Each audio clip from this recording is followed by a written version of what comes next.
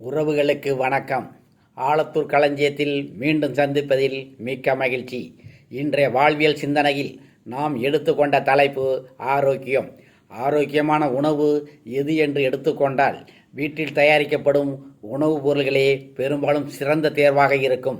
காரணம், அது ஒரு பாதுகாப்பான சூழ்நிலையில் தயாரிக்கப்பட்டு சிறந்த தரத்திலான பொருட்களால் உருவாக்கப்படுகிறது என்ற நம்பிக்கையே. இருந்தாலும் அளவுக்கு மீறினால் அமிர்தமும் நஞ்சு. அப்படி மிதமான அளவிலே உட்கொள்ள வேண்டிய சில வீட்டில் தயாரிக்கப்படும் ஆரோக்கியமான உணவுகளை பற்றி தெரிந்து கொள்வோம். முதலாவதாக பழச்சாறுகள். வீட்டில் தயாரிக்கப்பட்ட பழச்சாறுகள் மற்றும் அதை சார்ந்த கலவைகளில் வைட்டமின்கள் மற்றும் பல ஊட்டச்சத்துக்கள் நிரம்பியுள்ளன. இது பழங்கள் மற்றும் காய்கறிகளின் ஆரோக்கியத்தை பெற சிறந்த வழியாகும்.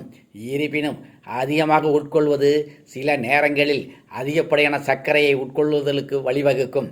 இது எடை அதிகரிப்பு மற்றும் நீரிழிவு அபாயத்தை அதிகரிக்கும்.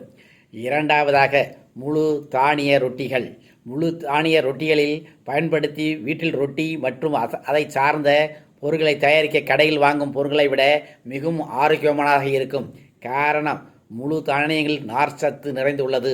ஆரோக்கியமான சரியான எடையை பராமரிக்க உதவுகிறது. இருப்பினும் அதிகப்படியாக உட்கொண்டால் வாயு போன்ற செரிமான பிரச்சனை பல நாட்கள் தொடர வழிவகுக்கும். மூன்றாவதாக சூப்புகள் மற்றும் குழம்புகள். வீட்டில் தயாரிக்கப்பட்ட சூப்பு சத்தானவை, மேலும் இவற்றை உங்கள் சுவைக்கு ஏற்ப அமைத்து கொள்ளவும் முடியும். அவை வைட்டமின்கள் மற்றும் தாது பொருட்கள் நல்ல கிடைக்கும். இருப்பினும் அதிகமாக சாப்பிடுவதனால் அதிகப்படியான சோடியம் உட்கொள்ளும் வழிவகுக்கும். இது காலப்போக்கில் இரத்த அழுத்தத்தை அதிகரிக்கும் மற்றும் இதய நோயை அபாயத்தை அதிகரிக்கும்.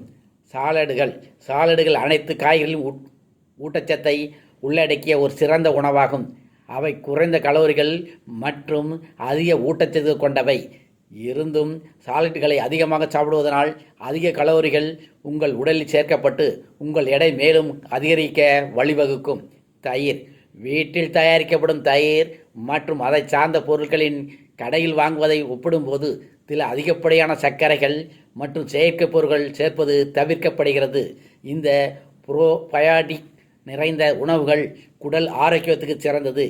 இருப்பினும் அதிகமாக உட்கொள்வது செரிமான அசௌகரியம் மற்றும் சந்தர்ப்பங்களில் குடல் பாக்டீரியா ஏற்றத்தாழ்வை ஏற்படுத்தலாம்.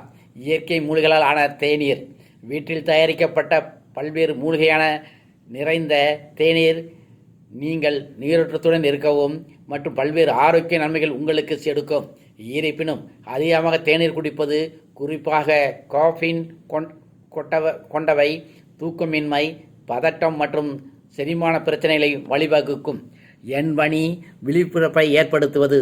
அது முளைத்தால் விதை, முளைக்காவிட்டால் உரம். நன்றி, வணக்கம்.